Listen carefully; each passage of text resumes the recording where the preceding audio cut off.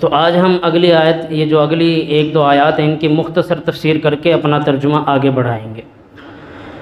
تو ترجمہ ہم نے اس کا پڑھ لیا تھا، اہدنا الصراط المستقیم، اے اللہ ہمیں سیدھے راستے پر چلا، ہدایت کے راستے پر چلا۔ اب ہدایت کیا ہے؟ اگر ہم قرآن کو سمجھتے نہیں ہیں تو پھر ہمیں پڑھنے کا بھی کوئی فائدہ نہیں ہے۔ یعنی ہم وقت بھی لگائیں، یہاں 20-25 منٹ بھی لگائیں، استاد کے پاس بھی بیٹھیں، پھر بھی کوئی سوال دل و دماغ میں باقی رہ جائیں تو پھر حق ادا نہیں ہوا۔ تو ہدایت کیا ہے؟ ہم نے تو اللہ کو کہہ دیا اللہ ہمیں سیدھے راستے پر چلا، ہدایت کے راستے پر۔ کوئی شے نعمت نہیں ہو سکتی، کوئی چیز بھی نعمت نہیں ہو سکتی جب تک کہ ہدایت کی نعمت انسان کے پاس نہیں ہے۔ یعنی ہم اولاد کو نعمت کہتے ہیں کہ اللہ کی نعمت ہے، ہم مال کو بھی نعمت کہتے ہیں کہ اللہ کی نعمت ہے، اور واقعی ہے۔ ہم گھر کو اللہ کی نعمت کہتے ہیں، ہم کاروبار کو اللہ کی نعمت کہتے ہیں، بیوی بچوں کو اللہ کی نعمت کہتے ہیں۔ لیکن اس دین اسلام یہ کہتا ہے کوئی چیز بھی اس وقت تک نعمت ہو ہی نہیں سکتی جب تک تمہیں نعمت ہدایت نہ مل جائے۔ اس کا کیا مطلب ہے کہ اگر اولاد ہے لیکن ہدایت نہیں ہے تو پھر اولاد گمراہ ہو جائے گی، گمراہی کے راستے پر چل پڑے گی۔ وہ بجائے ہمیں جنت میں لے جانے کے ہمارے لیے وبال جان بن جائے گی، عذاب کا ذریعہ بن جائے گی۔ جب اولاد عشاء کی نماز نہ پڑھے لیکن مغرب کے بعد سے ہی یاروں دوستوں میں بیٹھے بیٹھے رات کا 1 بجا دے، بلیئرڈ پر، گانوں میں اور سوشل میڈیا پر چیٹنگ میں اور سوشل میڈیا چلانے میں، تو یہ اولاد الٹا وبال جان ہے۔ تو اولاد تب نعمت ہے جب نعمت ہدایت ہے، اگر نعمت ہدایت نہیں تو پھر اولاد کوئی نعمت نہیں۔ اسی طرح مال نعمت ہے، لیکن اگر مال کے ساتھ بندے کے پاس ہدایت نہیں ہے تو وہ اس مال سے عیاشیاں کرے گا، شراب نوشیاں کرے گا، غلط جگہ پر خرچ کرے گا، الٹے کام کرے گا۔ مال تو مل گیا، اب وہ لاکھ کہے کہ جی اللہ کا شکر ہے مجھے اتنا مال ملا، الحمدللہ مجھے اتنا مال ملا، نہیں، اللہ نے تو یہ کہنے نہیں ملا یا نہیں ملا، اللہ یہ پوچھے گا کہاں سے کمایا اور خرچ کہاں کیا، یہ بتا۔ ملا نہیں ملا اس بات کو چھوڑ، وہ تو میرا وعدہ تھا، واللہ خیر الرازقین، اور اللہ ہی رازق ہے، رزق دینے والی ذات ہے، پالنے والا ہے۔ جو ملا اسے کہاں لگایا، کہاں خرچ کیا، یہ سوال ہے، کہاں سے کمایا اور کہاں خرچ کیا۔ تو مال بھی تب نعمت ہے جب نعمت ہدایت پاس ہے۔ تو یہ ہدایت اتنی بڑی چیز ہے، حتیٰ کہ کوئی نیک عمل بھی قابل قبول نہیں ہو سکتا جب تک کہ بندے کے پاس ہدایت نہ ہو۔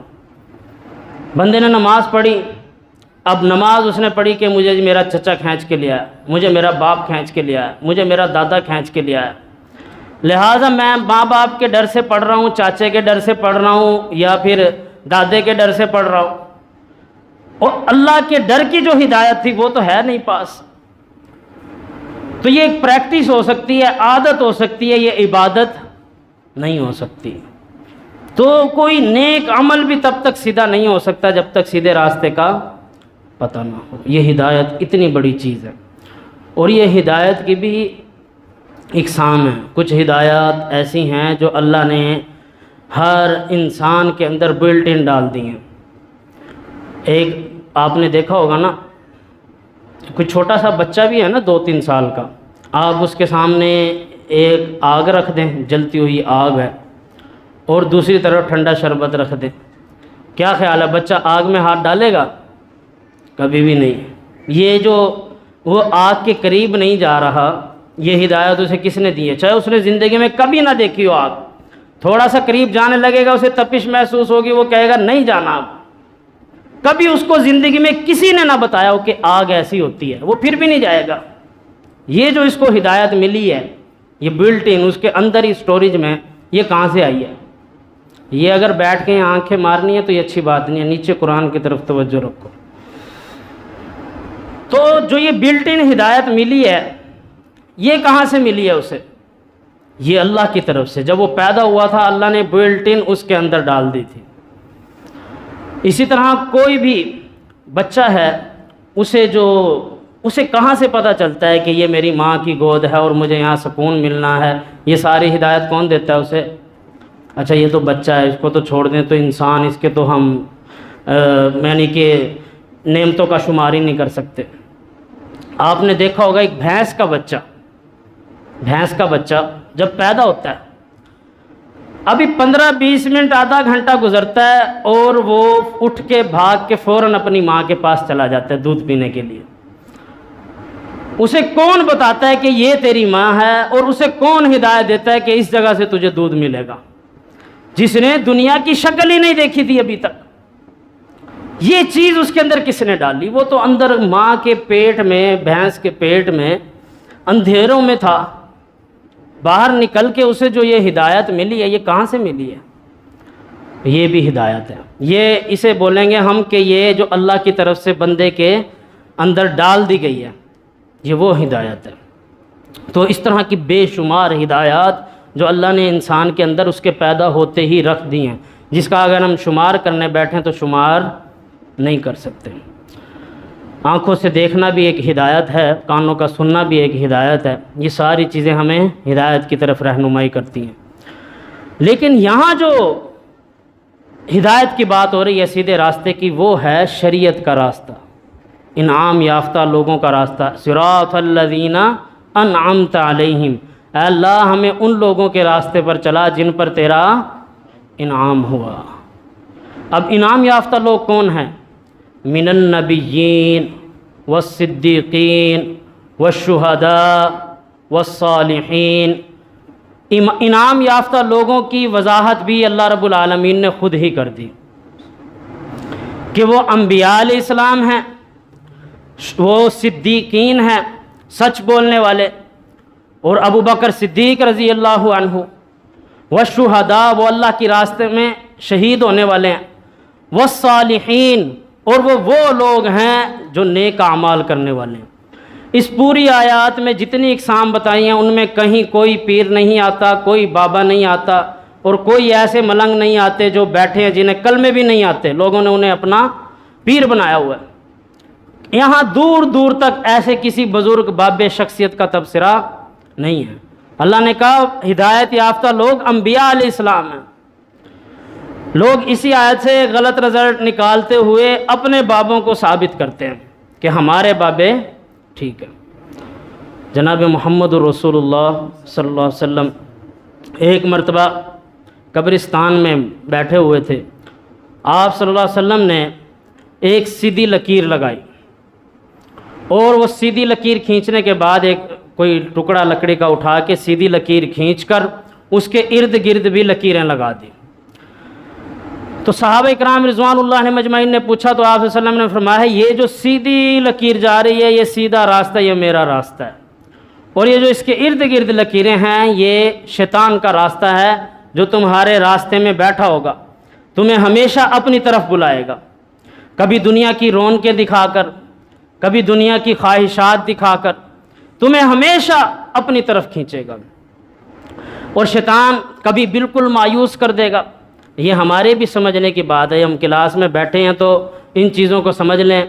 شیطان کبھی بھی مایوس کر دیتا ہے کہ یار ہمیں سمجھ تو آ نہیں رہا، ہم پڑھ رہے ہیں پھر بھی پڑھا تو جا نہیں رہا، ترجمہ ہمیں سمجھ نہیں آ رہا، لہٰذا چھوڑو، بس ہمارے بس کی بات نہیں ہے۔ یہ کون ڈالتا ہے دل میں؟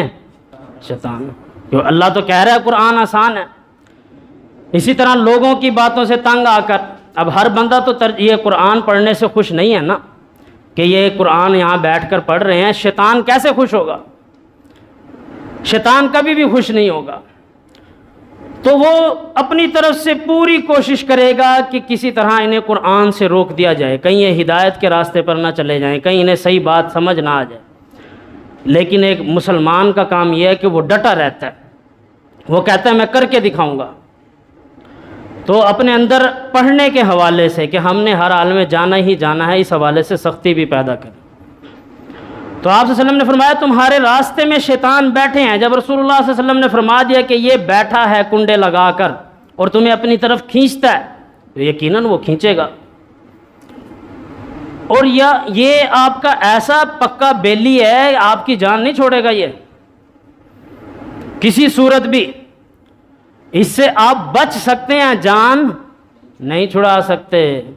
یہ آپ کو قیامت میں بھی ملے گا، یہ آپ کی قبر تک کا ساتھی ہے. یہ نہ سمجھ لینا کہ میں بڑا مضبوط مسلمان ہوں یا انسان ہوں. وہ عمر بن خطاب تھے جن کو شیطان دیکھتا تھا تو راستہ بدل لیتا تھا. ہمارا وہ ایمان نہیں ہے رضی اللہ عنہ. تو اسی لیے رسول اللہ صلی اللہ علیہ وسلم نے ہمیں ہر موقع پر شیطان سے بچنے کا حکم دیا کہ یہ تمہیں ہدایت سے ہٹائے گا. تو ہدایت پر وہی چل سکتا ہے. یہ جو اللہ سے ہم دعا کرتے ہیں اهدنا الصراط المستقیم، ہدایت پہ وہی بندہ چل سکتا ہے جو شیطان سے بچنا جانتا ہے. جو شیطان کے وار میں آ جائے وہ نہیں بچ سکتا. اس لیے آپ صلی اللہ علیہ وسلم نے قرآن مجید پڑھتے ہوئے بھی کہا، اللہ نے بھی قرآن میں کہا فاستعذ باللہ من الشیطان الرجیم. جب قرآن پڑھو تو اللہ کی پناہ طلب کرو شیطان سے کہ اللہ اس شیطان سے مردود سے ہمیں بچا لے.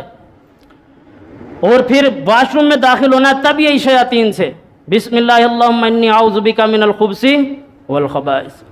سوتے ہوئے آیت الکرسی پڑھو تاکہ شیطان حملہ نہ کرے، وہاں بھی شیطان سے بچنا. گھر سے نکل رہے ہو تب شیطان سے بچنے کی دعا کرو. یعنی ہر موقع پر رسول اللہ صلی اللہ علیہ وسلم ہمیں کیا بتا رہے ہیں کہ اس خبیث سے بچو، یہ تمہیں سیدھے راستے پہ چلنے نہیں دے گا. اور یہ اپنا ایڑی چوٹی کا زور لگائے گا. کبھی یہ دکھائے گا کہ آج بچے کی کچھ طبیعت ٹھیک نہیں ہے لہٰذا آج چھٹی کر لو، آج جانے کی ضرورت نہیں. آج تھوڑا سر میں درد ہے، آج چھٹی کر لو.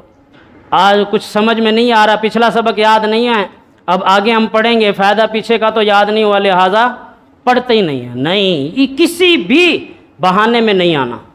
آپ کا کام ہے حاضری دینا. آپ کو سبق یاد ہوتا ہے، آپ کو سبق یاد نہیں ہوتا، آپ کا کام ہے صرف حاضر ہونا، یہ سوچ کر کہ یار کچھ نہ کچھ مجھے اللہ علم دے گا، میں کچھ نہ کچھ سیکھ کر ہی آؤں گا. تو لہٰذا ان چیزوں کو مد نظر آپ نے رکھنا ہے. تو ایک بار یہ سورہ فاتحہ دہرا لیں، پھر میں آگے آپ کو انشاءاللہ پڑھاتا ہوں. کہ جن بھائیوں نے ترجمہ پڑھ لیا نا، اس کو سورہ فاتحہ کا ترجمہ ایک بار دہرا لیں.